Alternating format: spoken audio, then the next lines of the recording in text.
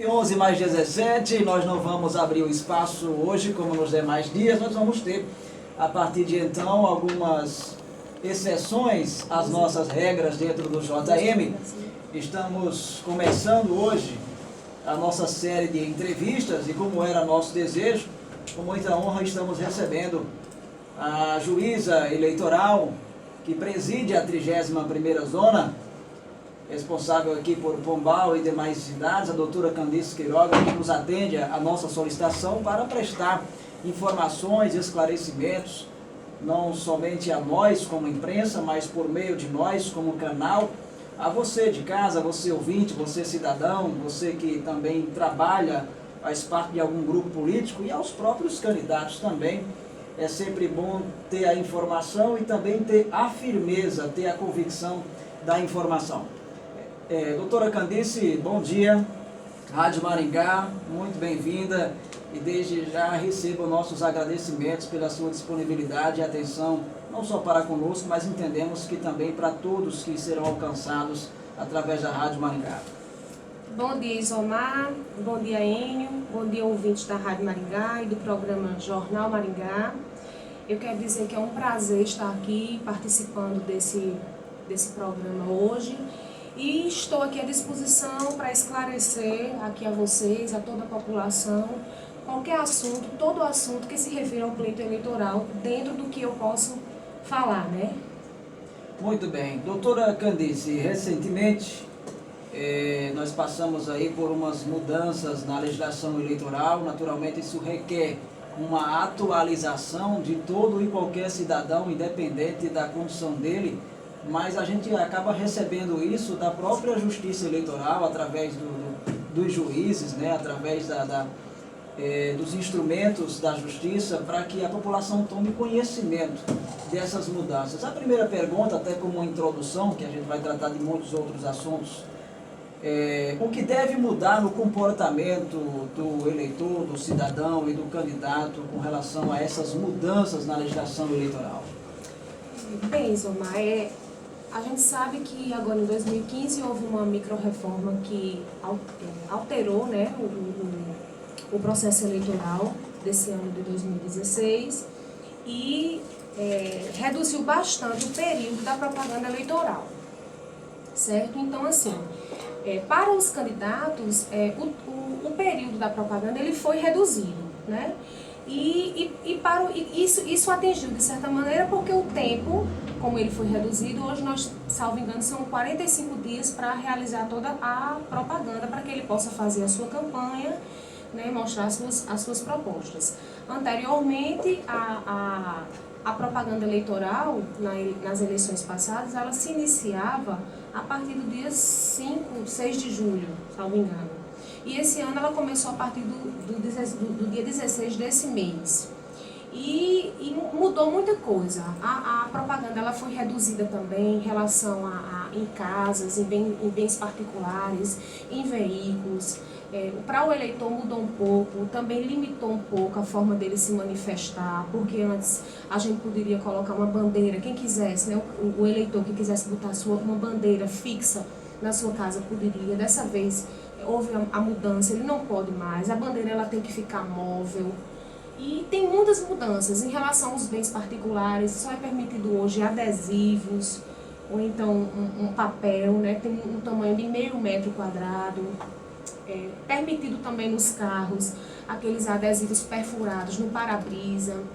Tem todo um tamanho para se colocar na porta do carro, de 50 a 40 centímetros, né, 50 por 40 centímetros. Então, assim, houve essas mudanças que limitou um pouco também para o eleitor. Mas, de toda maneira, tanto o eleitor pode manifestar, né, continuar fazendo também o seu trabalho de mostrar a sua preferência política, e também o candidato, embora com o tempo reduzido, com um período menor, também vai ter a oportunidade de mostrar também toda a sua proposta, todo o seu programa de governo. Muito bem. Doutora Candice, seja bem-vinda ao Jornal Maringá. Em relação, nós sabemos que Pombal e toda a 31ª Zona, mas em especial Pombal, existe um acirramento político muito grande. E aí a gente queria que que a senhora falasse do que foi acordado entre as coligações na última semana, uma reunião que foi realizada pela Justiça Eleitoral, representada pela senhora, e pelas coligações aqui de Pombal e da 31ª Zona. É verdade. Aqui em toda a região, a questão política, né, principalmente quando chega próximo às eleições, fica bastante acirrado, não só em relação aos candidatos, mas a própria população que tem a sua preferência fica com os ânimos acirrados. Então, semana passada, na terça-feira passada, nós fizemos uma reunião com cada município, né, designamos um horário, agendamos um horário com cada município para tratar exatamente de possíveis acordos que a gente poderia chegar. E variou esse acordo de município para município, né? Se a gente for olhar, temos os horários de carro de som, né, que é estabelecido pela legislação, que eles podem transitar nas ruas de 8 às 22 horas, mas de 8 às 22 é o horário normal que ele pode transitar, mas as cidades todas, elas concordaram, em sua maioria, que ficariam transitando de 8 às 17 horas. E, salvo engano, aqui em Pombal, acho que foi com intervalo para almoço, de meio-dia até as 2. Então, a gente combinou o seguinte, que de 8 às 12 os carros de som transitariam na cidade e de 2 às 7, salvo engano aqui em Pombal, porque teve umas cidades que houve uma modificaçãozinha, eles pediram até as 5, por causa dos eventos que começam mais cedo em outras cidades, né? Então, assim, a gente organizou esses carros de som. Em relação à questão da altura dos carros de som, tem uma altura estabelecida também pela legislação, que são de 80 decibéis.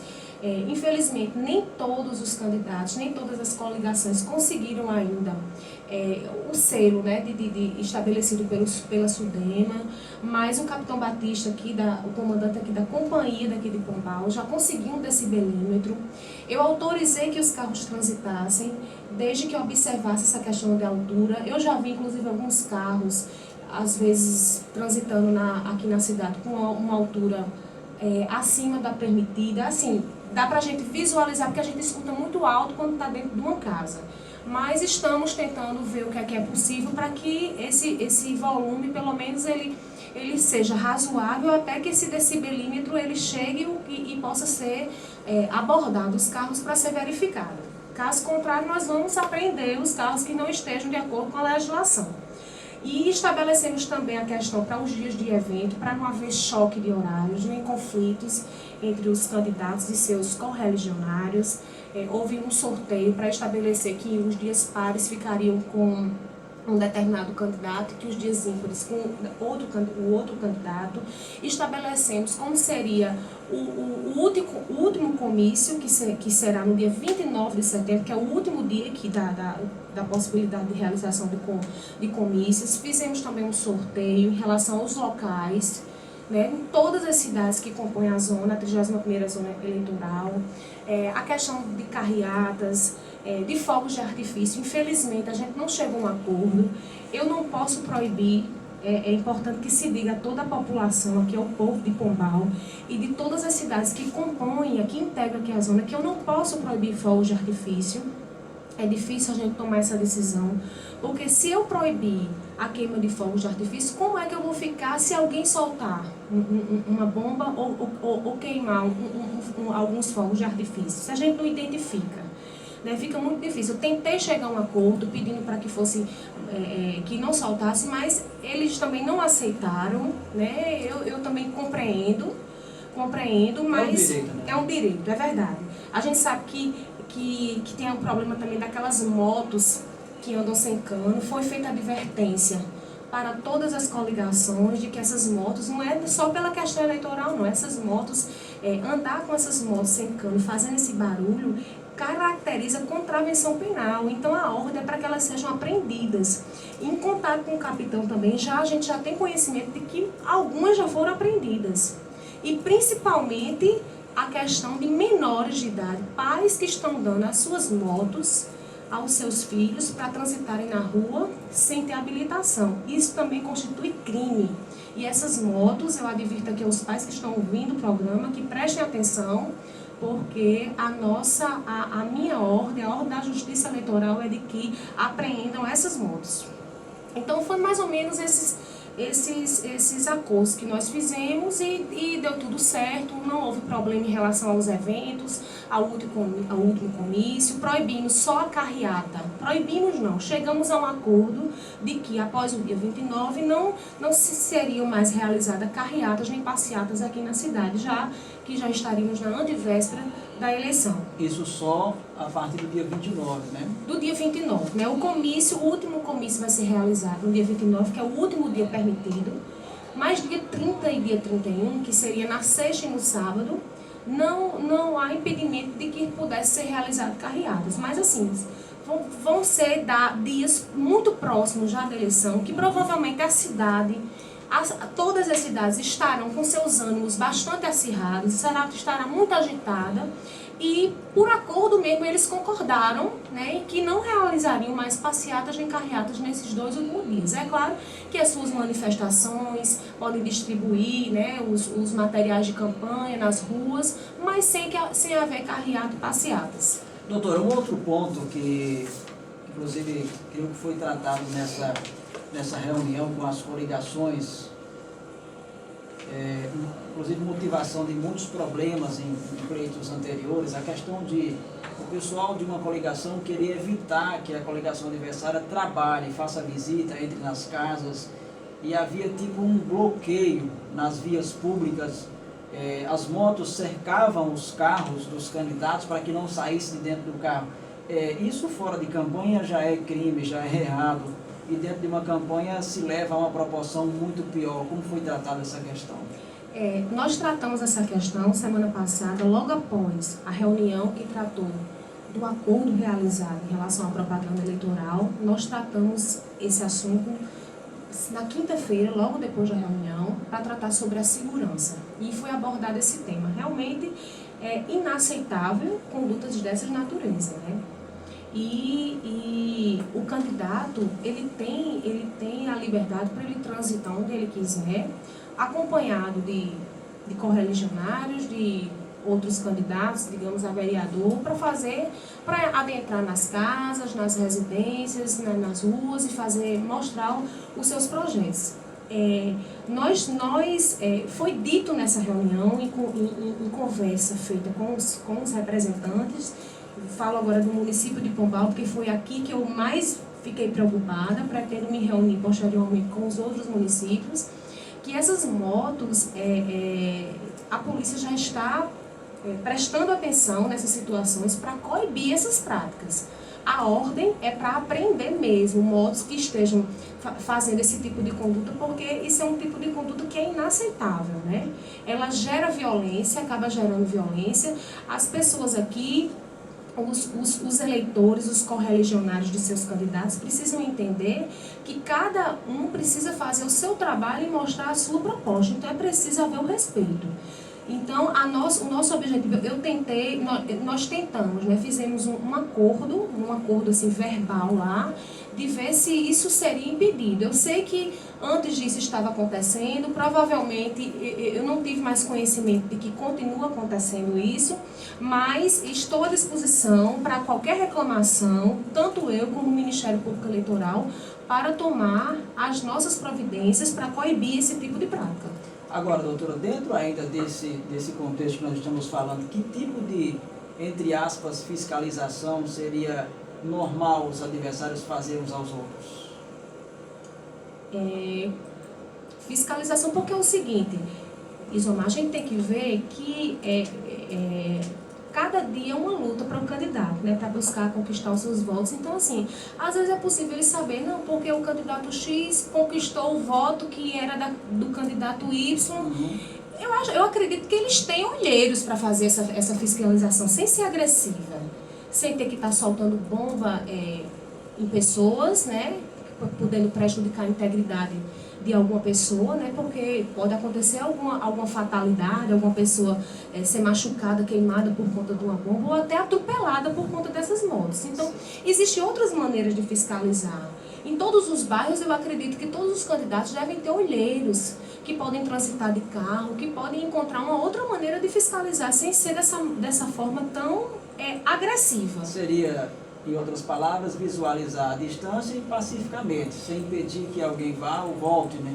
Exatamente. E temos outros meios também para poder fazer essa fiscalização. Hoje em dia nós temos celulares modernos, com tecnologia, que dispõe de tecnologia para filmar, para tirar fotos. Então é possível também, hoje é muito fácil. Se você quer fazer uma denúncia, não existe nada mais fácil do que você pegar um celular, gravar um áudio, gravar um vídeo, filmar aquela pessoa que está fazendo a desordem, né, e denunciar e comunicar. Ou seja, o papel do juiz só pode ser feito pelo juiz, né? Não tem como uma pessoa, um cidadão, querer julgar uma situação na rua e resolver, né? Não.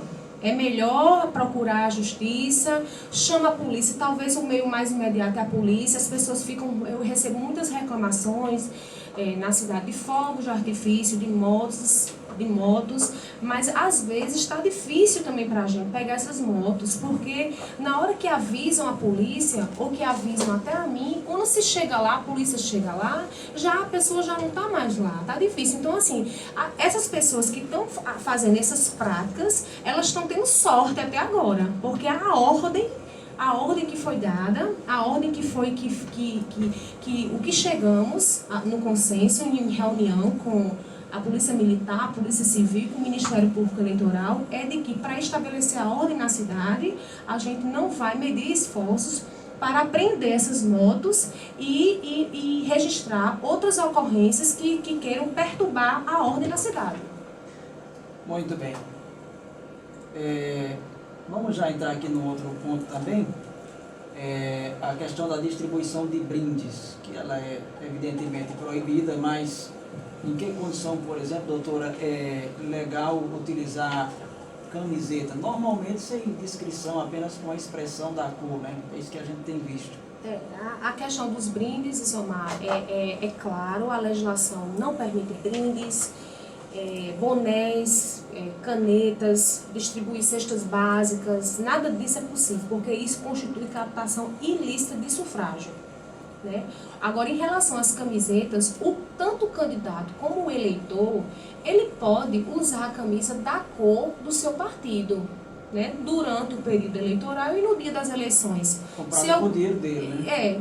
Comprado com dinheiro, né? E não pode... E uma camisa padronizada, uma camisa que não seja padronizada.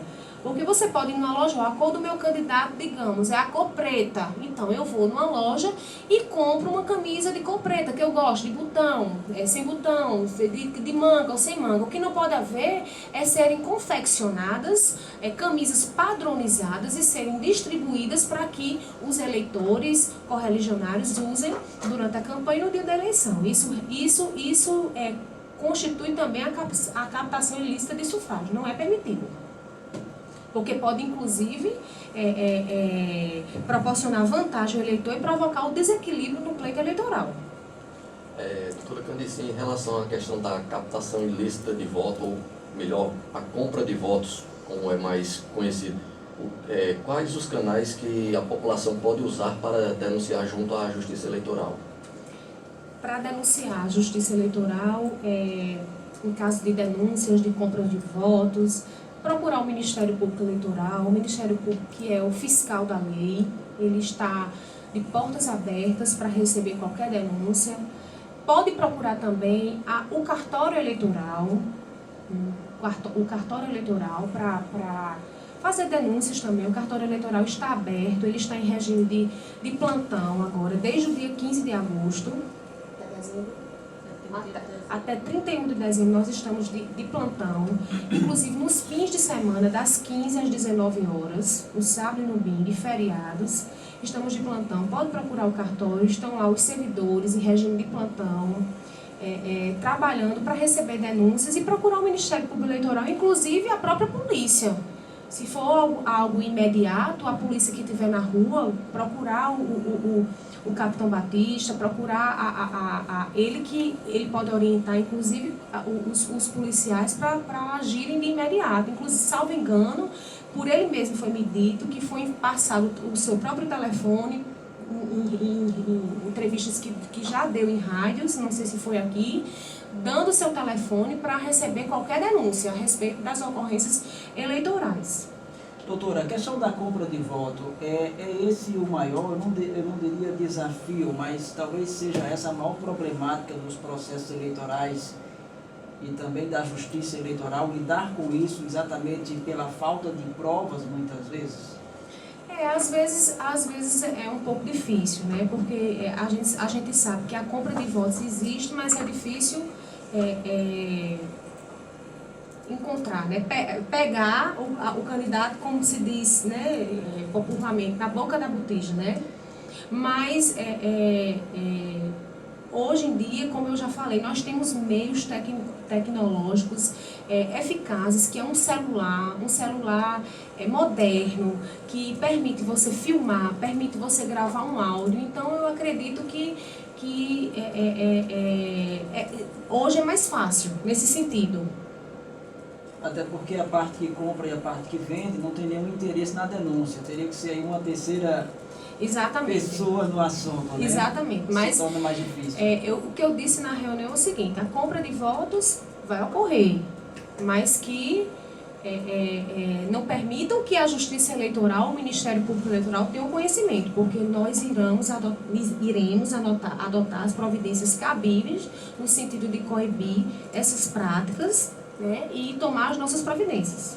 E quais são as palavras, acho que eu ia falar isso no final, mas vou trazer agora, quais são as palavras da Justiça Eleitoral, da juíza, doutora Candice, para o cidadão, para o eleitor, com relação à conscientização de não vender o voto? A questão do voto é uma questão histórica. Se nós formos olhar para trás, foram muitos momentos que ficamos impedidos de votar, né? No período da ditadura militar, para a mulher, que teve tempos que a mulher não tinha direito de voto. Isso é uma conquista. O voto, ele é o exercício da democracia, ele caracteriza o exercício da democracia, ele é um ato de cidadania. O que eu tenho para dizer para o eleitor, para a população aqui dos 6 municípios, né, São Domingos, São Bentinho, Paulista, Pombal, Cajazeirinhas e Lagoa, todos os que estão... Essa rádio atinge todos esses municípios. Sim. Eu quero deixar essa mensagem aqui para você, eleitor, que vote com consciência. O que é votar com consciência? É não vender seu voto. O povo que vende seu voto diz: o povo vendido é um povo... o voto vendido tem um povo vencido. Quem compra o seu voto é o pior candidato. É o que eu tenho para dizer para vocês. Então, assim, se você vende o seu voto a um candidato e o candidato compra o seu voto, que tipo de legitimidade você, eleitor, tem para depois exigir do candidato o cumprimento de alguma promessa de governo em relação à saúde, em relação à educação? Você não tem mais legitimidade, porque se ele comprou o seu voto, ele já lhe pagou, ele não lhe deve mais nada. Então, eu peço a vocês aqui, eleitores, que não se vendam por quantias que compram o seu voto por 50, 100, 200 reais. O que você tem que votar, você tem que ouvir as propostas dos candidatos, saber se os candidatos eles têm propostas de melhorias para a saúde, de melhorias para a educação, para a infraestrutura do município. É isso que tem que ser ouvido dos candidatos. É com base nisso que você deve escolher o seu candidato. É com base nisso que o eleitor deve exercer a sua cidadania. Então, você, eleitor, não tem legitimidade para cobrar do candidato nada se você vendeu o seu voto. Ele não lhe deve nada. 11h41, nós estamos entrevistando a juíza eleitoral, a doutora Candice Queiroga, que preside a 31ª Zona.